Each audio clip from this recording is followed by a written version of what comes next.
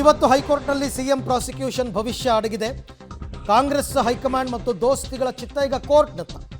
Court ತೀರ್ಪಿನ ಮೇಲೆ ನಿಂತಿದೆಯಾ ಮುಂದಿನ ಸಂಘರ್ಷದ ದಿಕ್ಕು? ರಾಜ್ಯದಲ್ಲಿ ಕ್ಷಿಪ್ರ ರಾಜಕೀಯ ಬೆಳವಣಿಗೆಗಳಾಗುತ್ತಾ?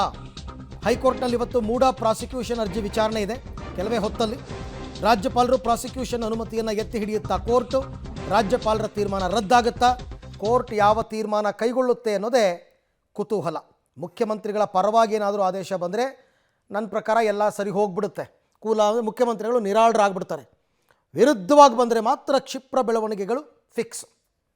ಈ ಬಗ್ಗೆ ಮತ್ತಷ್ಟು ಮಾಹಿತಿ ನನ್ನ ಕೊಲೀಗ್ ಸುಖೇಶ್ ಅವರಿಂದ ಪಡೆಯೋಣ. ಸುಖೇಶ್, ಈಗ ರಾಜ್ಯ ರಾಜಕೀಯ ಅಂಗಳದಲ್ಲಿ ಏನು ಚರ್ಚೆ ನಡೀತಾ ಇದೆ? ಒಂದು ವೇಳೆ ತೀರ್ಪೇನಾದರೂ ಸಿದ್ದರಾಮಯ್ಯನವರ ವಿರುದ್ಧವಾಗಿ ಬಂತು ಅಂತಂದರೆ ಏನಾಗ್ಬೋದು? ಪರವಾಗಿ ಬಂದರೆ ಏನು? ವಿರೋಧ ಪಕ್ಷದವ್ರು ಯಾವ ರೀತಿ ಫೈಟ್ ಮಾಡ್ಬೋದು? ಓವರಾಲ್ ಏನು ಮುಂದಿನ ದಿನದ ಚಿತ್ರಣಗಳು ಅಂತ?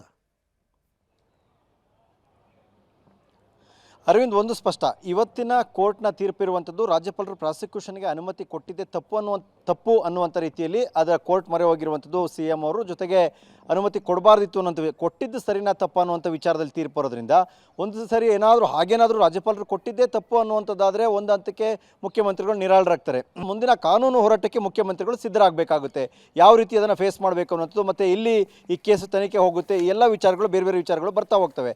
ಹಾಗಾಗಿ ಕ್ಷಿಪ್ರವಾಗಿ ಬೇರೆ ರಾಜಕೀಯ ಬೆಳವಣಿಗೆಗಳಾಗ್ತವೆ ಅನ್ನೋದಕ್ಕಿಂತಲೂ ಸಹಜವಾಗಿ ಅವ್ರ ವಿರುದ್ಧ ತನಿಖೆಗೆ ಆದೇಶ ಆಗ್ತಾ ಇದೆ ಅನ್ನುವಂಥ ವಿಚಾರದಲ್ಲಿ ವಿಪಕ್ಷಗಳು ಕೂಡ ಮುಖ್ಯಮಂತ್ರಿಗಳ ವಿರುದ್ಧ ಮುಗಿಬೀಳ್ಬೋದು. ಆದರೆ ಕಾನೂನು ಹೋರಾಟಕ್ಕೆ ಸಾಕಷ್ಟು ಅವಕಾಶಗಳಿರೋದ್ರಿಂದ ಏಕಾಏಕಿ ಕೆಲವೊಂದಷ್ಟು ಬದಲಾವಣೆ ಆಗ್ತವೆ ಅನ್ನೋದನ್ನ ನಿರೀಕ್ಷೆ ಮಾಡಲಿಕ್ಕೆ ಸಾಧ್ಯ ಇಲ್ಲ.